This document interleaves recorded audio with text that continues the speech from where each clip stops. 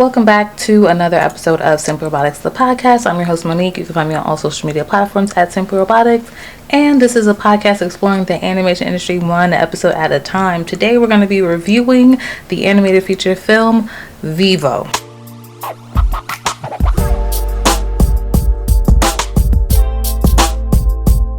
Vivo was directed by Kirk D'Amico, came out in August 2022 to Netflix. Some of the production companies are Columbia Pictures, Sony Pictures Animation, One Cool Films, Grace Entertainment, and Lawrence Mark Productions. This is the plot via Netflix. A music-loving Kinkajou embarks on the journey of a lifetime to fulfill his destiny and deliver a love song for an old friend. Vivo, the Kinkajou, is voiced by Lin-Manuel Miranda. Now, earlier this year, I talked about how famous and popular he was and how you just kind of can't get away from his voice and his style. He does the music for this film. He did the music for Encanto, Hamilton, West Side Story, not West Side Story, In the Heights, and it's his voice and his sound and I guess his techniques for me overpowers whatever it is that he's actually doing. Kinkajou is a type of monkey, and Vivo fell out of a crate as a baby in Cuba as he was being transported. He's actually, from South America. Gabby now, who's a vibrant young girl that doesn't fit in, and maybe not for a while. We aren't really too sure if she really wants to fit in. Then we have Dan Carino. This is a bird voiced by Brian Tyree Henry. I so thoroughly enjoy him. He plays one of my favorite characters in ATL, Atlanta, Paperboy. So to learn that he was voicing a character, and I don't think this is the first time either, that was really, really super dope.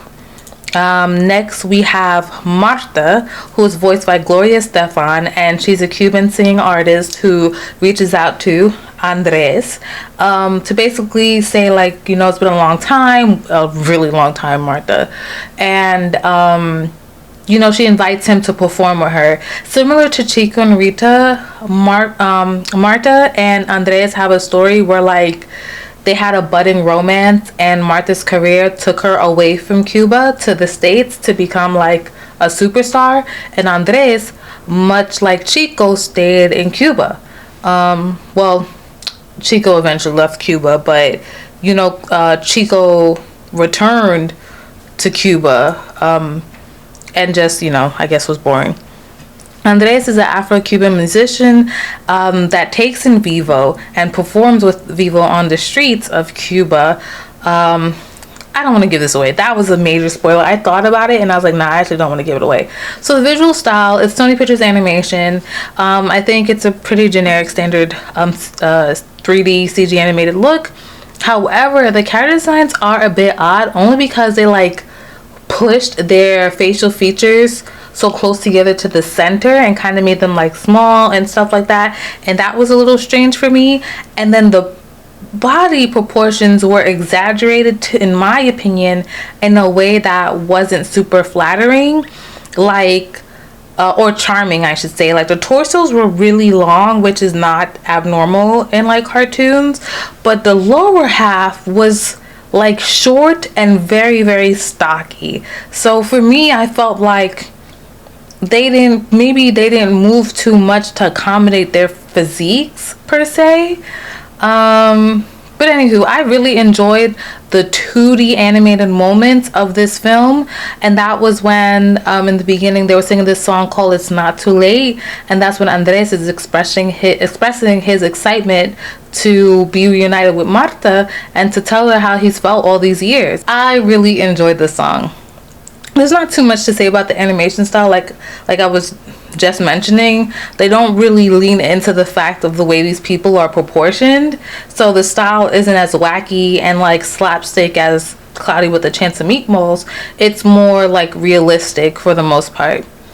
The storytelling, I really, ever since like Over the Moon, it kind of really solidified to me that animated feature films, I mean Trolls was a big part of that, doesn't need a rap song. They don't need a rap song. It's just cringy. It's so cringy to me. So there is like this rap thing, and it's very reminiscent of Hamilton, like, you know, like beat. Like, you know, I'm doing this from like Save the Last Dance, because when Sarah was doing her performance and she's like you know, whatever. So yes, I was very upset that we didn't get Andres for the whole film. Take that how you want. That bothered me, because I think back to like Princess and the Frog, and how like Soul, even when we get like black positive male characters in films, they are taken from us. Like Princess and the Frog, her dad died. Soul like wasn't human the whole time. Andres, life happens. So I'm like, I want the positive black male characters to stay in the films, in whatever content and medium that they are introduced to us. Like, I want them to stay. So we later learned that Gabby's dad is Andres' nephew, which makes her like his great niece. So that was interesting. But Gabby's dad has also passed away. Spoiler! So we're seeing how she is navigating as a young girl with grief. And they don't go too far into that, but I'm just saying. So that adds to like my feelings of like, we need black positive male characters to stay in the films or stay in the series or whatever. So Gabby has a song where she sings about dancing to the beat of her own drum, and that's the song that made it to be the title of this episode, but one that was actually quite annoying to me. So it is what it is. It reminded me of like a poor attempt at like early Nicki Minaj, and I was just like, man. So just to wrap this up, this is a super short episode, but you know, sometimes it's like that. I thought it was a fine movie. I did not hate it. I can't even say like I disliked it. Like, it was pretty predictable, but I didn't have a horrible time. I was just like, okay, well, here we are. And I can separate my feelings toward this film and admit that I believe kids will have a good time watching it, and I feel like their parents won't be so upset watching it. I also feel like if you're someone like me, that it won't hurt to have this on in the background as you're doing something else. Like, I don't think it'll drive you crazy. If you enjoy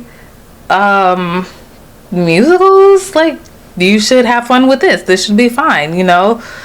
It just is what it is. So I would like to thank you for tuning into this short episode. Remember, you can always watch my podcast episodes on Patreon.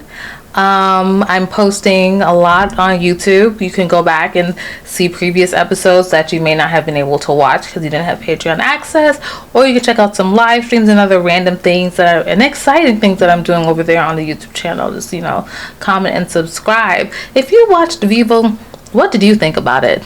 Do you think I'm being harsh, or like what? You know? So, also, happy Hispanic Heritage Month, Latinx Heritage Month. I'm not too sure how we're calling it. There seems to be so many different ways, but that's why I had to make sure that I did this episode for this reason, and I'm not knocking it. We need more representation, right, as a whole. So it's good to have a variety of movies that touch on the culture, and we bring them up, but we hold them accountable along the way. And until next time, remember, you can find me on all social media platforms at Simple Robotics, website simplerobotics.com. See ya!